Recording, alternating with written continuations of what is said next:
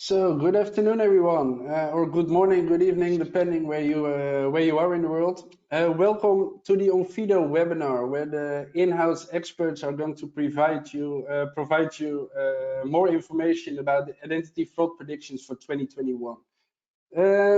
Just a while ago, we released our fraud index 2020. Maybe you're familiar with it, maybe not. What we did in there is look at the metrics, what we see internally within Onfido, and following those predictions, which we mentioned in the fraud index, we came up with some fraud predictions for 2021, what we would like to discuss. If you didn't have a chance to read our fraud index, it's freely available on the Onfido website. I see at this moment we have 178 attendees and still counting. So thank you all for joining, and I hope you will enjoy today. If you have any questions in between or after the content what we provide, feel free to ask the questions in the question box in the GoToWebinar control panel. We will try to answer all the questions, but yeah, due to the large amount of attendees, the large number of attendees, we will store all the questions. If we can't answer them now, we will come back to you offline. So, who are today's hosts? Let's start with me. I'm Michael van Gestel, better known as MVG. That's purely due to my last name. I'm based in the Netherlands, and my colleagues in the UK have some difficulties pronouncing my last name, which is Van Gestel. I'm the global head of fraud at Onfido for the past 3 years, and together with my colleagues Dimitri and Simon, we're going to discuss these predictions today. Dimi, over to you. Thank you very much, Michael. Hello and welcome, everybody. My name is Dimitri, and I am a senior document specialist here at Onfido. I've been on board with the team for about 5.5 years now, and in the last 3 years plus, I've been working, focusing on document fraud. What I'm generally involved with or responsible for is working together with the product and research teams to identify new trends and themes, propose new rules and algorithms, test them, and roll them out to our customers so that they can get the benefit of our fraud catching abilities as they develop. And I'll hand it off to Simon. Thanks, Dimi. Good afternoon, good morning, good evening, everybody. My name's Simon Horswell. I am the team lead on the document specialist team alongside Dimi. Similar to Michael, I come from a background as a physical document examiner of some 20 odd years now, and moved to Onfido and doing online examination roughly 2 years ago, a little bit over 2 years ago now. So leading up the team, interesting challenges converting from 3D to 2D, but looking forward to being able to share some of those insights with you this afternoon at least. Which brings us on to, I suppose we'll kick off with our first slide, Michael, if you would.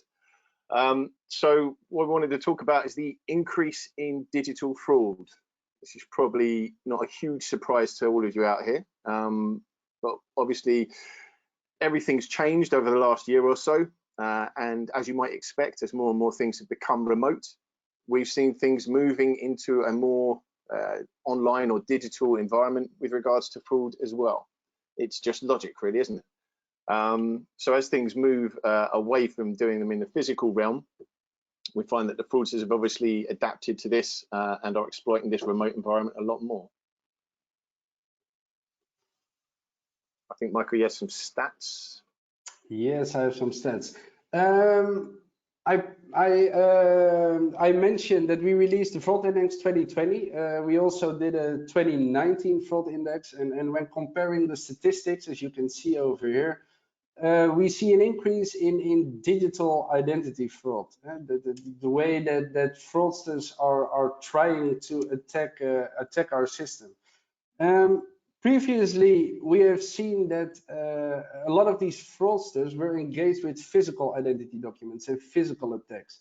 And especially now during the pandemic, what we see is that a lot of people sitting at home, they're trying to gain some extra money. So they're trying to attack different systems in a digital way.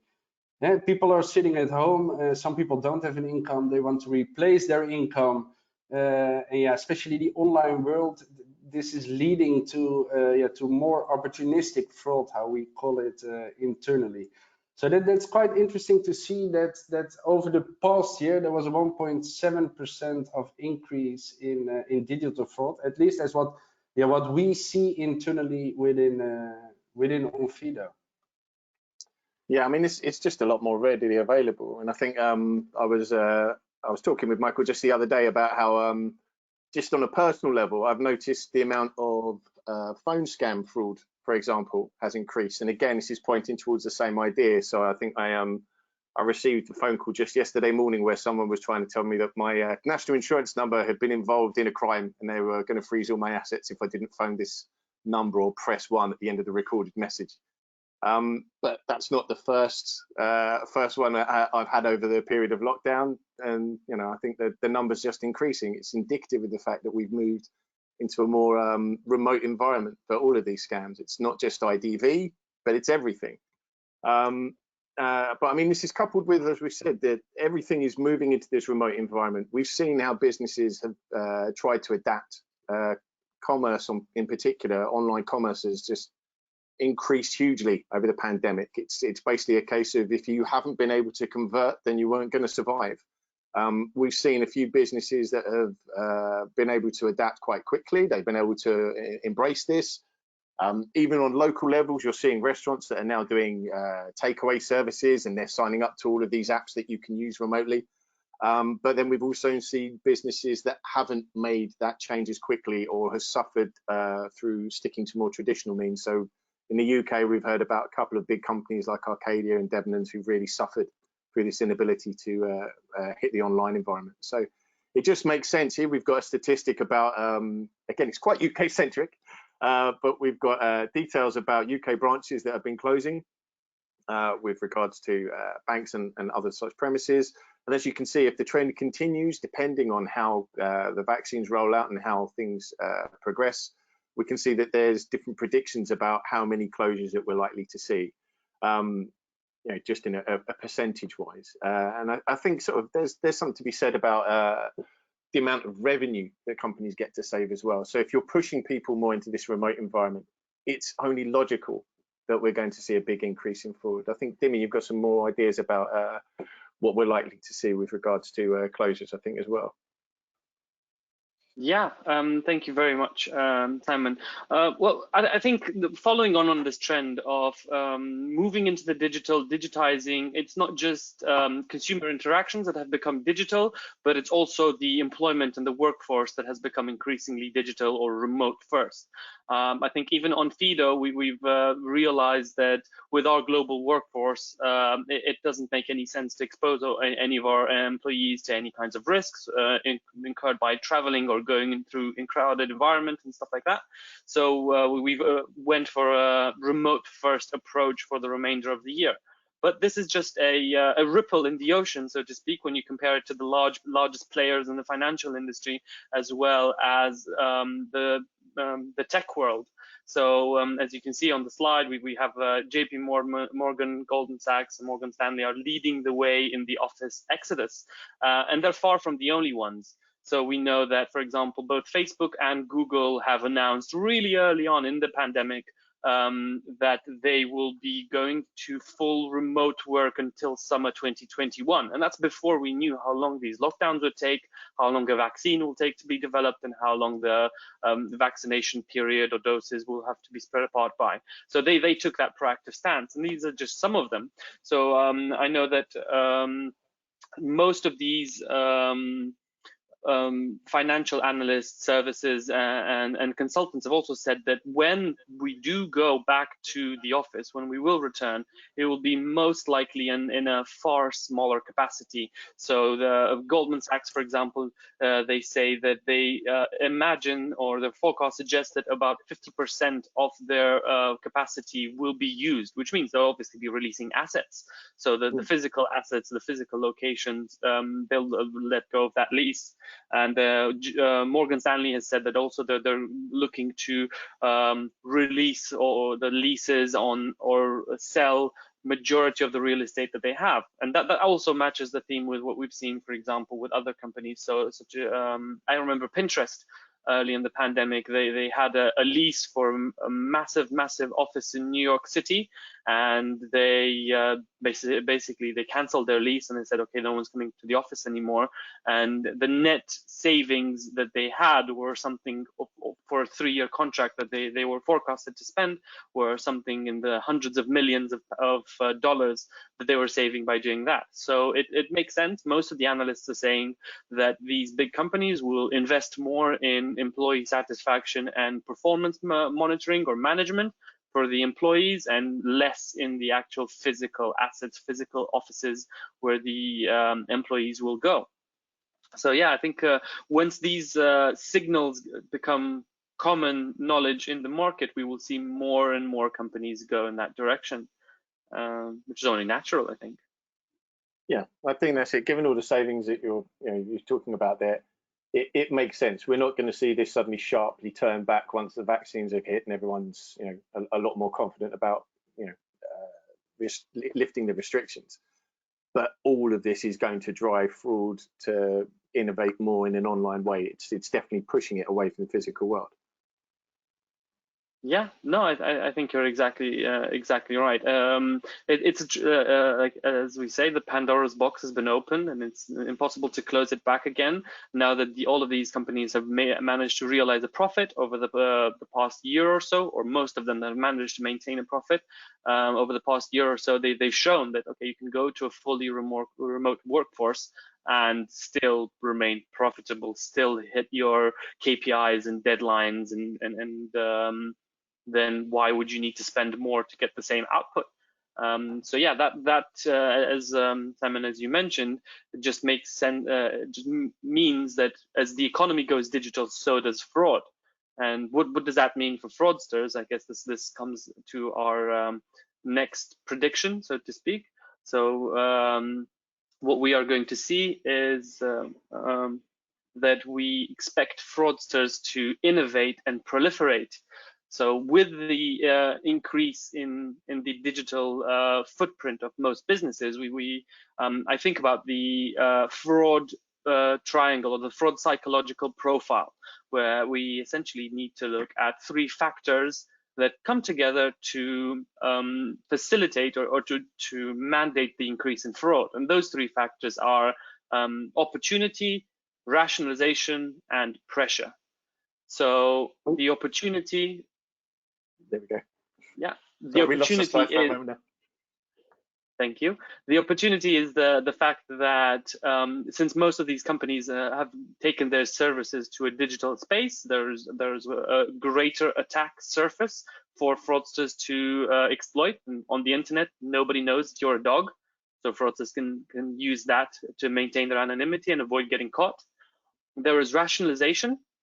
So rationalization means the internal thought process that a person on the verge of committing fraud does to convince themselves that their actions are moral. So they would think something like, well, all of this money is insured anyway, big businesses are not making a loss, or that the government's going to bail them out, like they bail the big banks or whatever.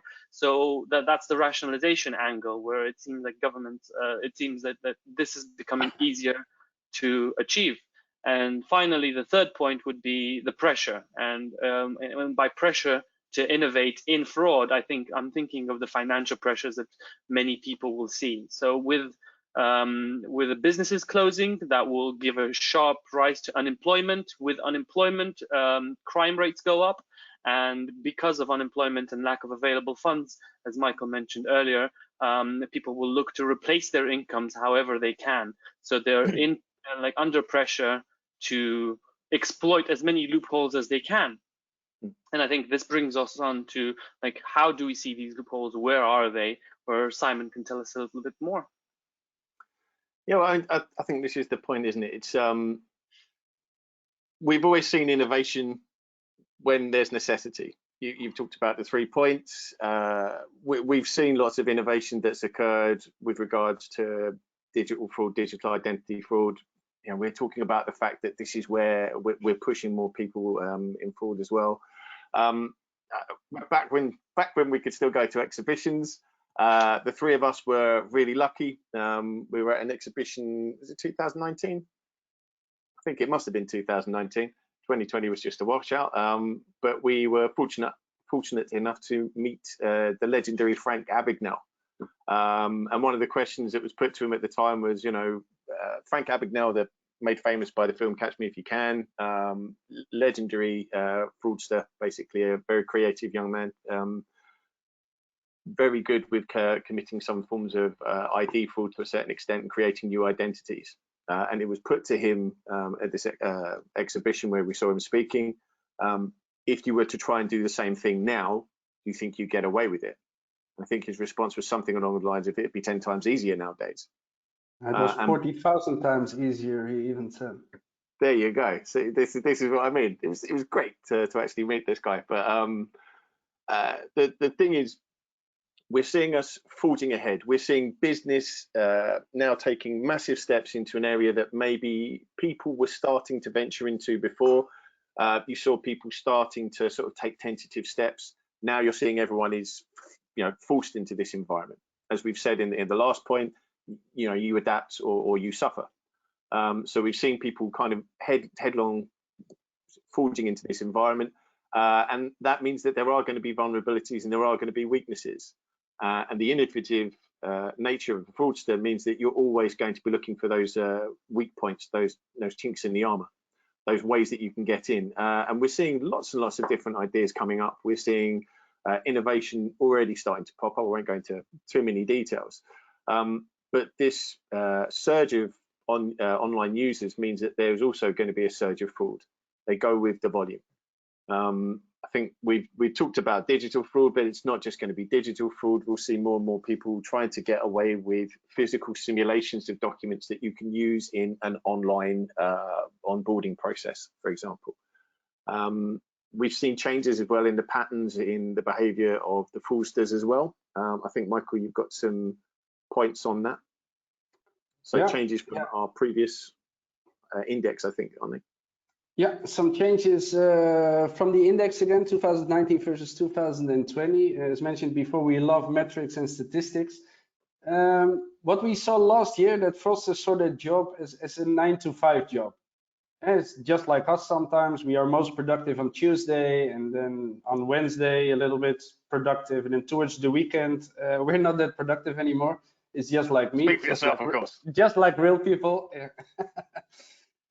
What we have seen now, Simon was already mentioning the changes that we see in the behavior of fraudsters, and that's also what we see when we look at the time span that they are trying to attack different systems. These numbers again are internally from Onfido, and this is global, so it's not pinned to Europe or US or South America or whatever. This is just global what we see. And the change in behavior is that they are now trying to attack us 24/7. Yeah, it's with this working from home environment where we're all in. Unfortunately, I start my day at 9 in the morning, and then sometimes during the day I have a break, and then I work till 10 or 11 in the evening. And that's what we see, that fraudsters are doing that as well. So it's not pinned to the 9-to-5 and just from Monday to Friday, but it's 7 days a week, 24/7. And yeah, this is an interesting shift, an interesting change that we see in the fraudsters' behavior. Yeah, together with the new innovative ways they are trying to attack different systems. They are trying to obtain bank accounts, mortgages, rental cars, and on one hand it's sophisticated fraud, which is on the rise, and on the other hand it's very unsophisticated fraud what we see, and it's just amateur attacks. It's not only the criminal organizations, but with now a lot of people sitting at home, they want that extra money, they are bored.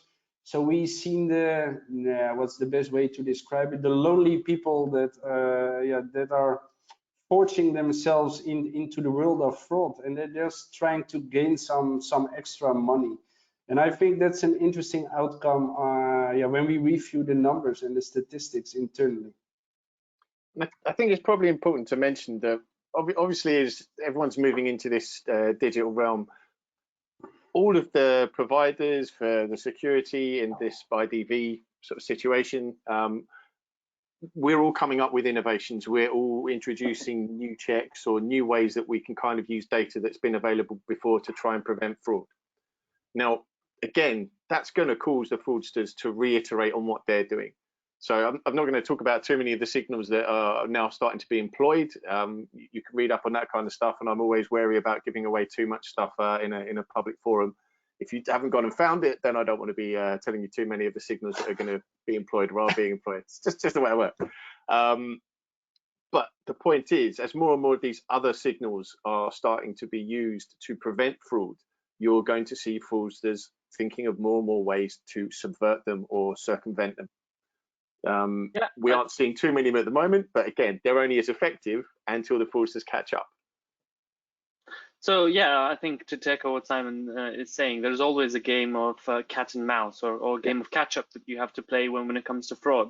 So one of the stories that I've heard with regards to the changing in behavior and adjusting to the new normal was that, for example, many different services use some form of device analytics or behavior analytics to say, this is where your device usually travels to because you have your mobile phone with you when you access your mobile banking, for example, and this is the kind of activity that we expect to see from you. Well, now with all of us staying at home, naturally the baseline has changed, which means that a lot of these different kind of services which were rule-based on device intelligence would have to have adjusted their thresholds. And that means that that leaves a very small window of opportunity in the new, while these thresholds are being reset and adjusted, that fraudsters can exploit. So, for example, I know that, as Simon mentioned from personal experience, I know people that have been victims of these kinds of opportunistic fraud right at the beginning of the lockdown period, and when the pandemic was just getting up into its peaks, where they were essentially some vendors had been breached, where they had phone numbers and maybe some form of some basic information about bank accounts. So it was a targeted attack where people were being called on their mobile phone to say, hey, we're from your bank, we need to verify that you move your funds to a safe account, for example. This is a common one. And then they would get a notification on their phone saying, someone requested money from you, would you be okay to send it out? And then if you're a little bit unaware or scared, or maybe just caught in the moment of, oh, my bank is calling me, and then they send me a push notification to my phone, it must be authentic or official. So they would get scammed like that to accept that. And that was on the back of playing onto people's fears, where say, we've noticed some suspicious activity in your account, we want to secure your funds, let us move your money from this fund to this other fund, and you get the push notification. And I was like, okay, this must be official if it's so well coordinated and so well organized. But these were just fraud attempts, and we've seen these fraudsters, as both Mike and Simon were saying, they've adapted to play on a 9 to 5, from a 9 to 5 to like a full-time job across all time zones, across every day. And they're just playing on people's insecurities to get away with it. Yeah, well, I mean, I think I've heard of scams now. It's become more in the public domain, scams that maybe people in the industry have known about for 10 or 15 years. But now they're becoming more prevalent, or they're becoming more public or more visible to the public because of the prevalence of them, because they are popping up more and more. Or the fraudsters are just tweaking the original idea of the scam slightly, or putting a new twist on it somehow. So, you know, the one that comes to mind is the employment scam. I've been hearing a lot about that recently, but it's nothing new. It's you know, getting the employer to accidentally do a fake assessment on you so that you generate a false account on behalf of the fraudster. It's not a new scam as such, but it's new to a lot of people because it's not been widely known before. So again, it's just tweaking it slightly, just putting it back into the forum, and just flooding the market with it. And that's also about the vulnerable generation that we have now, with the world going more digital, like WhatsApp fraud or SMS fraud. It's the older generation. They have a phone, they have a laptop, they start communicating, and then the son or daughter asks, yeah, can you give me 2,000 pounds? Because my account is frozen and I just have a new phone number. And when we look at the younger generation, they immediately think, hey, this is weird. You have a new phone number. Is it really you? But the older generation, they just trust it, and they send over that £2,000 and it's lost. So there are new ways to commit fraud. There is a whole generation which is more vulnerable to it. So it's not only companies, but also individuals, I would state. Yeah. I think this is a nice one to go to the next prediction. We talked about the sophistication and the level of sophistication of fraudulent documents. This is a very interesting one. Deepfake sophistication will continue to rise. I'm 100% sure of this. What we currently see is we see a lot of amateur hobbyists playing around on the internet, on social media. Look what I did, look what I created. We all know those famous deepfake videos of Putin and Obama saying strange things, singing songs all together. It's more of a form of entertainment. But the sophisticated efforts are less prevalent in real world. We see some attacks, they are trying it, but at this moment, it's too time consuming, it's still too expensive, so we don't see it a lot yet. But yeah, with these amateur hobbyists, they're proud of their work, they're proud of what they're doing. So what they do is they share the code, how I want to describe it, on the open internet, on public forums. So other people, other amateurs, they can adapt it, and this is a problem what we will see continue to rise. It's increasingly sophisticated fraud attacks that are on the rise, and it's something businesses should 100% be aware of and should protect themselves against this. Well, I think it comes back to that idea again of innovation. So we'll see it sort of get dropped initially. It will sort of maybe pop up in the dark web or something like that, but then you'll see people just tweak it. That's successful, then it gets blocked, so then they'll tweak it again, and we'll just keep on with this evolution, really. Yeah, but it changed what we see now is people are moving to that sophistication, and it's what you said, it's dark web, and in the past, indeed, when I was looking for fake documents, that's one of my other hobbies, I needed to search on the dark web, and when I needed to find credentials of people that are stolen, it was dark web. Nowadays, everything is on the light web. You could, whatever you want to buy, credentials, documents, other kind of papers, high school diplomas, everything is for sale on the normal web. And it looks like the fraudsters, or at least the criminal organizations, don't have any boundaries anymore. They just post it there, and it's a difficult one. I think this reminds me of a very interesting quote. I think it was from Albert Einstein, that he said that the illiterate person of the future will be the person that doesn't know how to think. Well, I think the paradigm has shifted, where the illiterate person of the future will be the person that doesn't know how to use technology, because it's become such a big part of all of our lives. And to the point that Michael was making with regards to fraudsters using technology and using more commonly known as deepfake technology to emulate a real person or to generate a synthetic person, I think there are a couple of factors that go toward to explain this. So number one, we had the American presidential election, both the most recent one and the previous one to that, where the use of rendered or falsely generated images has been a forefront in the media. So we know about this. We know that this exists. As Michael said, like from the entertainment and from media, we know that the deepfake technology exists. It originated in Hollywood for CGI movies and films like that, where you had fantastic characters, but then that was quickly repurposed to make real characters. And then the machine learning and artificial intelligence world has gone ahead of itself, and they've made a lot of research on that. And that's one of the beauties, but as well as the disadvantages of peer-reviewed research, is that you generally have to publish your code and your data set.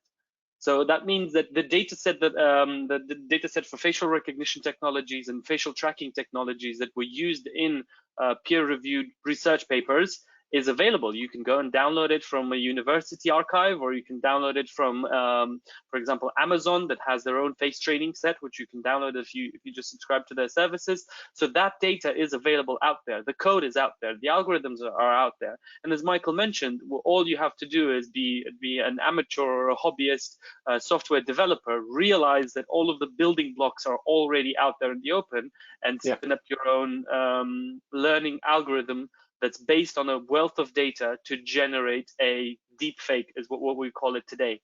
So it's a bit disconcerting, but at the same time, you have the trade-off between accessibility to the intelligence, which we want the scientific community to proliferate. We want them to make more research so they can make nicer and cooler stuff that make our life better and more wonderful.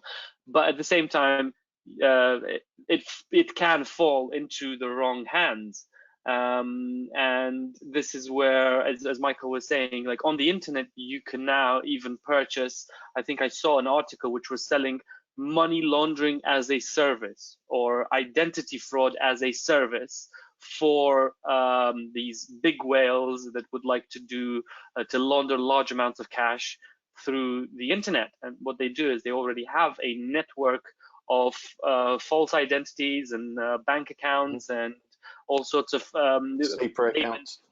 Exactly, sleeper accounts, payment service accounts, where they can move money quickly between them and make a profit off that. So yeah, I think that's a growing concern, and as Michael said, we've seen some attempts of deep fakes against our system. They have been very few and quite rudimentary compared to what the technology is capable of doing, but we are likely going to see more and more of this because more people are bored at home, and why not learn a skill that's lucrative? Just to iterate, Dimi is not issuing a challenge, okay, just so we're clear on that. But yeah, that's it is interesting. I mean, it's touching on something you said there, Dimi, as well. I remember quite a few years back, I was in a West African country. I was doing some work with a police force over there, and I was having a conversation with one of the guys. This is just to show you how long ago it was. He was talking about internet cafes, and he was saying the problem is that they had kids who were in the internet cafes who probably weren't particularly well educated, weren't particularly good at reading and writing, but they were educated enough in how to manipulate a PDF and how to use photo editing software, so that they were producing certificates for this, that, and the other, or documents for this, that, and the other. Like, you know, and I think that's touching on your point there. It's the fact that you're likely to end up with people that are going to be very good necessarily with this technology, but might not be particularly good at something else. You're going to see that whatever is going to give you the most success or the best income or the best results is where you're going to see a massive surge of interest and skills and expertise. And whenever you have that kind of collections, like we've said, that's where you're going to see the innovation come through and the evolution and the reiteration time and again to end up with something that's particularly sophisticated. I think we've got one more slide and then we move on to the next one. So yeah, just touching upon the fact that it is all image manipulation, and we've seen it with stills. The fact that it's now moving into video, it's only going to get more and more involved with video, I think, as we move forward. But I think when we're looking at the landscape, one thing that we should talk about, the next topic that we've got on our list is the change in the regulatory landscapes. If you'd bring up the next one, and the knock-on effect that this is going to have in costs for KYC. And then obviously the implications this is going to bring up with regards to fraud and fraud detection as well. So this is becoming more and more, and the regulations are only going to increase. As we've talked about so far, you can see the story. Everything is moving online. As things move online, they need to be regulated. It's always been the case where you see private industry or commerce in general surges into an area, and then we try and catch up, or technology surges into an area and then we try and catch up. And here we see a marriage of the two. So we're seeing more and more things being done online, which means we're going to have to rethink a lot of the regulations. we're starting to see regulations being brought in, certainly over the last year or so, and it's going to continue over the next year, year and a half, maybe 2 years or so, where governments and authorities are looking specifically at how you now tackle the fact that more and more business is being done online, more and more of your document onboarding or your identification is being done online. And then there are obviously, Dimi and I have talked about this, Michael and I have talked about this a lot with regards to privacy and the impacts on the individual and your rights. Now, all of that needs to be legislated for so that everyone is protected, but so that the companies are protected and everything else. So it's we're going to see this change quite a lot, and it's going to have a significant impact on how things are judged, how they're cost, how many hoops you have to jump through, and how many T's you have to cross and I's you've got to dot. I think there's a couple other points to be made in here, Dimi. Looking at this slide, I'm looking at you. When we put this slide together, we were thinking about these regulations and how they impact different geographies in different ways. So as you were mentioning, Simon, data privacy is a very important aspect that we need to concern. And one of the, let's say, different facets of data privacy is data sovereignty, whereby we have specific countries which have sovereignty over the data that is held in any place about their citizens. So I'm thinking, for example, China has very strong data sovereignty rules. You cannot process Chinese data outside of China, or Chinese identity data outside of China. Russia has a very similar rule, but then we have similar similar versions of that with the financial services in Switzerland. But now we have data sovereignty in Europe, in the US, in Canada, and even some parts of Asia. So if you're a global business and you have to manage the identity or work with the identity credentials of a person, then where this person is in the world becomes really, really important. And now in the world of, as we were touching earlier, digitization, where everything is on a server and you have servers everywhere, you have the risk of commingling data and have the risk of getting financial penalties in the form of fines from regulators if you share data outside of where you shouldn't. I was recently reading, I think it was an app which shared data without you. Oh, yes, there we go. Norway fined the app Grindr because they shared the user of their data with a third party, who then shared the user of their data with all of their third parties, and so on and so forth. So they were fined something to the tune of $100 million. And I might be getting my numbers wildly wrong, but they got a massive, massive fine because they hadn't notified their users or requested explicit consent that their data was going to be shared with so many. I think it was close to 5,000 different third parties via one third party. So like that kind of those kind of rules will continue to be very important for people that manage privacy. But also, I think, so if we have to mention this about fraud.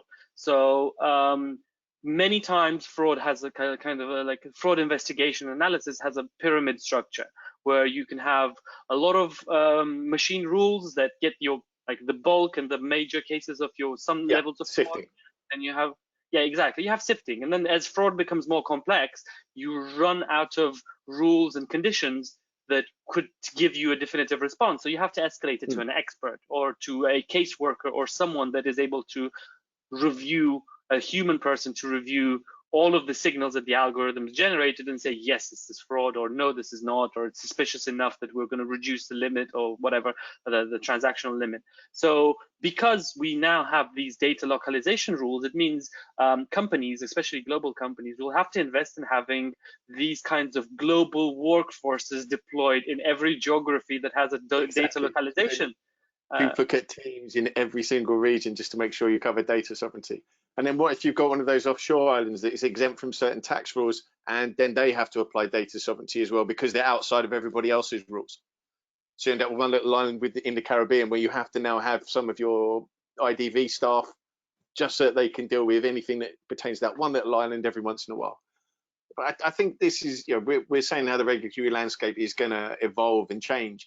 I think one of the things that really should be looked at is the definitions around data sovereignty and what does and doesn't qualify, how you approach it, we're seeing this whole remote environment. You know, the story that we've been painting so far, everything is becoming more remote. We are becoming more global in a sense of our data. If we weren't before, then surely we must be heading that way now. So do the same rules really apply, or do they need to be revisited? But again, all of that's going to cost a lot of money to revisit or to write up again or redefine. I think like countries are understandably trying to protect the local employment forces or workforce, so to speak, whereby say if you're in a less developed country or a developing country, you might offer services for cheaper, and then a developed countries can outsource the identity management to you, and then a corporation can like shave some pennies off the top by providing the service for cheaper. And then if you're in the developed world, you're like, well, okay, these are jobs that are leaving this country, and this is data that is really, really personal. Maybe we want to keep this. Maybe we want to force the big banks and the big players to develop local workforces because of regulation. So, for example, the same thing happens with the rice trade in Japan, where like they basically subsidize and make it so that they can continue doing that on their own place, so that they don't change the traditions of how they grow their crops.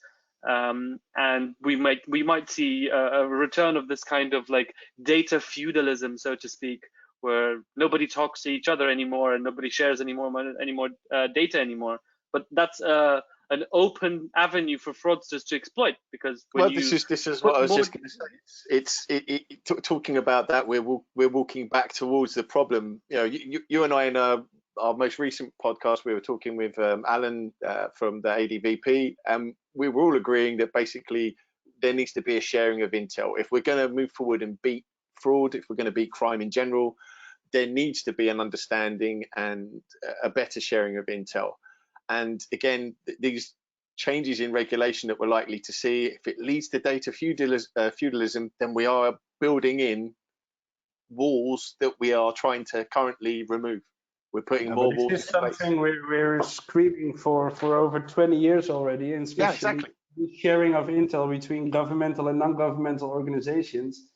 And if you want to win this battle, I doubt if you will ever win the battle, but if you want to win it, we need to share intel, and of course data sovereignty and other regulations, we need to apply to that. I fully understand, but when it comes to catching bad guys and catching fraudsters, we need to think twice about making those regulations. And in some countries, not in all countries, but one of the problems is that people are creating the regulations, but they don't have a good understanding of the problem. And maybe I'm insulting some people now, but this is literally what it is. And this is what we see on a day-by-day basis. And this is making our job pretty hard. But it's part of the problem as well. If you have the regulations, they're written one way in one country, they're written another way in another. It makes it very difficult to manage both. And again, you're creating more loopholes that fraudsters can exploit. Yeah, for sure. It's also about again, data sovereignty, saving information. It's one country asks you to save the data for 6 months, and for the other country, you need to delete it within 24 hours. So exactly, all those different countries, all those different regulations doesn't make it that much easier. I think for the next one, Simon, change in regulations, looking globally. You always, there's the Dutch guy again, Brexit. I think that's a nice one. How very poignant, the Dutchman to the Englishman on Brexit. Ham sandwich, anyone? I mean, I don't think we could talk about data sovereignty and changes in regulatory landscape without mentioning the dreaded B word. It's certainly a hallmark of how we're going to do business in the UK. It's made people look at, I think it exemplifies this particular issue because it's caught a lot of people out.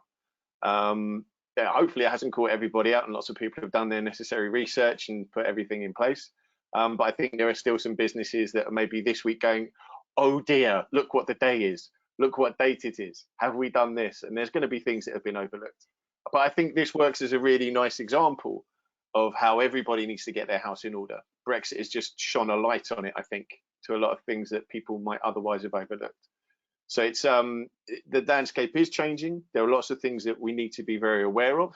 It does open up a lot of opportunities for our fraudsters, and I think Brexit just simply gives us a small glimpse of what we're going to be looking at on a global scale with regards to data sovereignty and the regulations and different managements we're going to have between different countries. And I think that's probably all we need to say about that one, because I don't like talking about Brexit for too long, because I start coming out in a rash.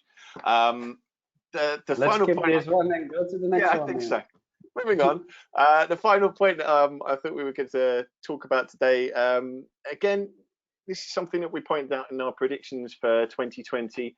That doesn't mean it's not relevant for 2021. And that being the idea of cash incentives continuing to be an attractor for fraud, basically a honeypot. It's quite a surprise. As I say, this isn't anything new. This is something that we've already discussed. We talked about it in our full predictions. We talked about it continuously over the last year. But it's still something that we're going to see in 2021. It's not something we're easily going to get away from. You've got more people online, you want to attract more business, you have to give people incentives. Or if you want to be successful, those who are more successful give incentives. I think Bet365, one of our recent customers, were one of the first to start giving people, correct me if I'm wrong, but I think they were the first to start giving people kind of like free bets as a sign up. So essentially free money. And as long as you continue to do that, to drive people, to drive footfall towards you, you're going to bring fraudsters with you. It's an opportunity. If your new account gets a certain amount of money or gets a certain kind of privilege or discount. So as a fraudster, I just want to collect this stuff for free and then get out. So I'm going to basically spam your onboarding process. I'm going to try as many hits as I can. Why would I use one phishing line when I can use 25? Why would I use 25 when I can do 300? It's just the attackers taking advantage of the marketing campaigns of a lot of companies. And what you said, giving away free money, free bets, free crypto. Yeah, that's the gate for fraudsters. That's the best way to invite them onto your platform. I think we had a nice example, was a couple of months ago already, where we saw a fraudster, at least he was using an original authentic document, using his own face in the selfie check, opening hundreds of accounts in a couple of days. And when we see that, we ring the bell, we contact the client. But after some research, what was going on? They were opening multiple accounts on an authentic document with their own face, but using different email addresses, using other credentials. But on the back end of the client, the process wasn't good enough. So they checked, is the document authentic? Yes. Is it the same person? Yes. But they didn't check that against the email addresses, against the other credentials. So is it a real fraudster? Yeah, they misuse the system, but always be aware when you do certain things, as free subscriptions, free money, that the process on your end is working good as well. Yeah, and I think as Michael mentioned, there's a new, whenever there's a surge, whenever there's money to be made, there will be people taking advantage of this. So following on from the previous prediction with the change in regulatory landscape, this is something that the FCA, the Financial Conduct Authority in the UK, and it has introduced. There's a new rule for performing KYC on crypto asset holders. So going forward, if you want to open an account or a wallet that trades fiat currencies for crypto, it's very likely that you're going to have to perform some form of IDV. And that's not just in the UK, but quickly rolling out across the rest of the world. We've seen the budding of such legislation in the US, Europe, the rest of the EU, and so on and so forth.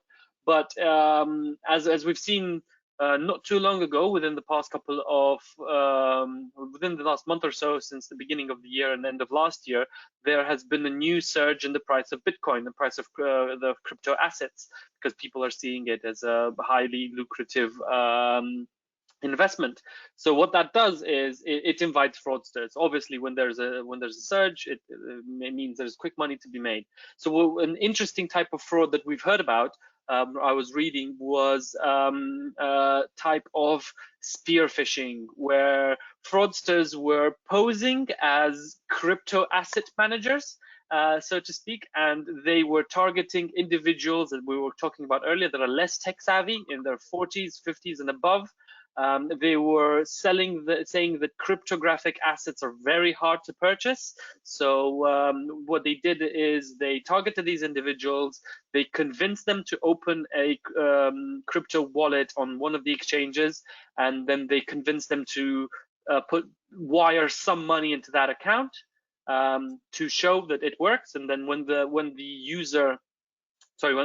person being defrauded made a large transaction, so 10, 20,000 pounds or euros or whatever, into the crypto wallet to purchase more cryptographic assets, because the fraudster had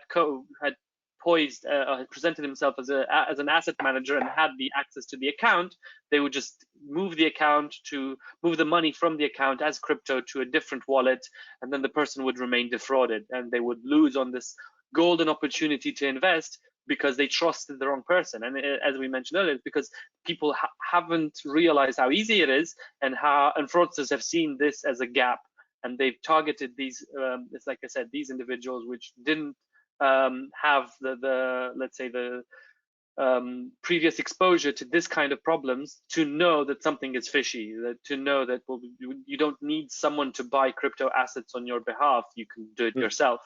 So that's an interesting type of fraud that I've read about, and I think that this kind of attacks would just be getting more and more common and more frequent. And it's not just the crypto bubble, which I don't want to get hammered for saying bubble, but let's say surge. It's not just the crypto surge that is a victim of this, but it's also the stock market. So if you look at what's been going on, for example, with AMC or GameStop, where there's some speculation going on in there, and a lot of people are making a lot of money, that's another incentive for fraudsters to open investment accounts, for example. Yeah. And it's not as deregulated as the crypto business, but still there are loopholes to be exploited.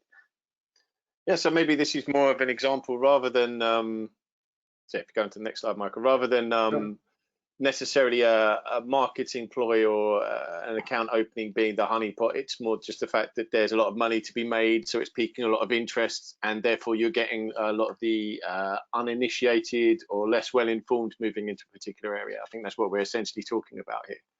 And again, yeah, it's where the money is. So you're going to see the fraudsters collecting around that idea, exploiting it. It's basically the nature of this kind of fraud. But that's what I said with the hundreds of attacks. If you get 30 pounds for free and you do 600 attacks in 2 days, that's really easy money. Yeah, exactly.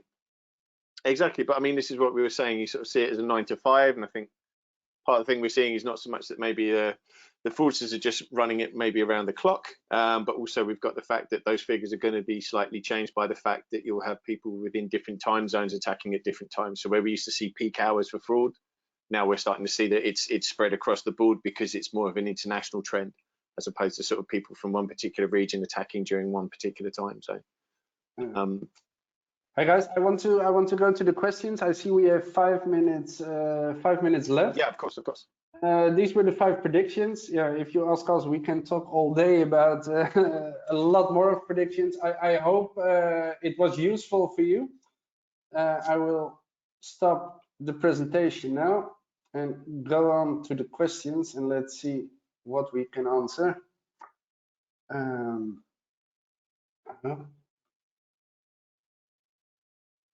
Let's see here. It's the first one, Simon. I think that's a good one for you.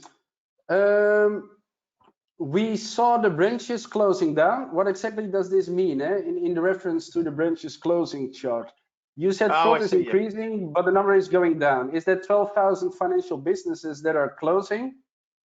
Usually a lower number is better, not worse. So. Yeah, sorry. So what we're seeing here, what the chart was showing us, were predicted number of branches that have closed. So those were the solid bars, and then we saw prediction of how many more are likely to close.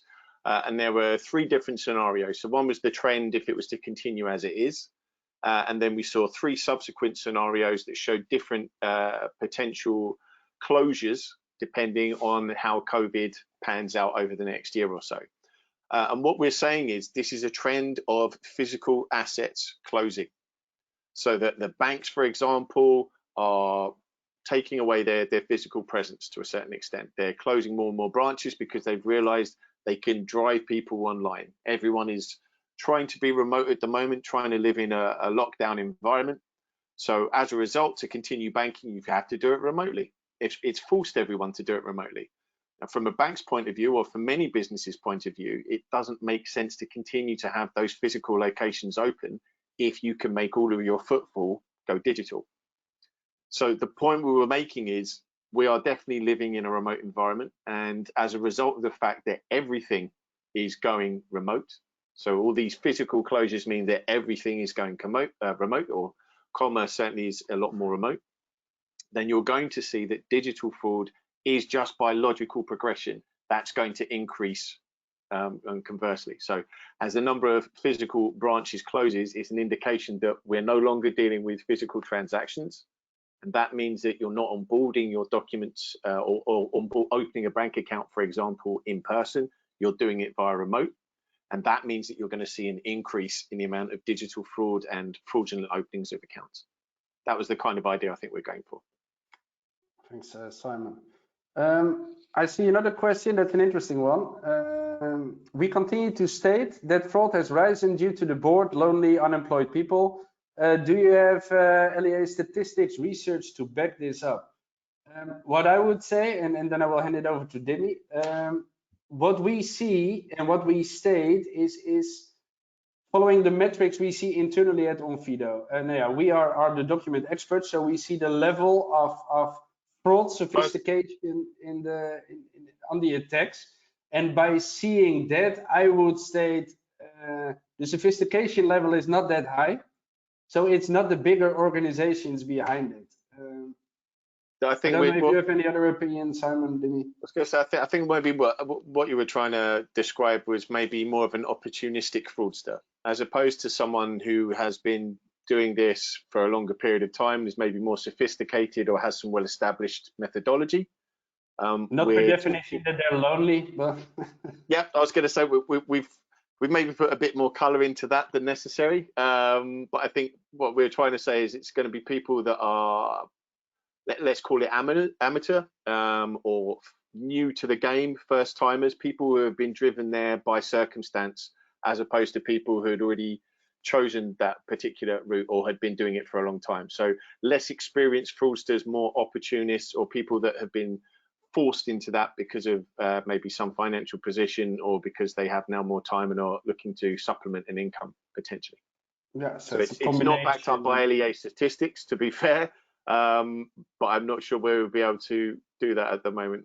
Not too many people. No, it's not a statistics, but what I said internally, looking at the level of sophistication of the fraud attacks, we can see the people behind it, the fraudsters themselves are changing. So that's our conclusion, looking at the sophistication level.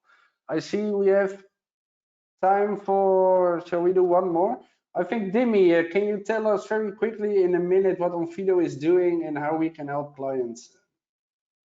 Thank you. I'll try and do my elevator pitch. Onfido is an online identity service and identity verification provider. What we do is we help companies reach their user base in an online world, and we enable them to know who their users are by performing advanced checks on their documents, matching the documents that they present authentically with the person, so the facial biometrics, and then running that information against different lists of PEPs, politically exposed persons, and sanctions list, so that any of our customers can proceed to onboard a person in line with the regulatory requirements for financially regulated industries, and outside of it as well. I think that would be a quick way of explaining it. I should have clocked it. It was almost exactly the 60 seconds. Due to time, we need to quit. I see there are some more questions, but as mentioned in the beginning of the webinar, we can come back to you offline, or send you an email or whatever, at least to answer your questions. If any other questions pop up when you continue your day, please don't hesitate to reach out to Onfido or reach out to us with those questions so that we can answer it. I want to thank you all for your attendance today. It was a very big group of attendees. We're very happy with that. We hope to see you soon in one of our other webinars. I think the next one will be more about the metrics within our fraud index and take a deep dive on that. I wish you all a great day or a great evening, or sleep well wherever you are in the world. Thanks again, and I hope to see you soon. Bye. Thanks a lot. Thank you. Bye for now. Bye.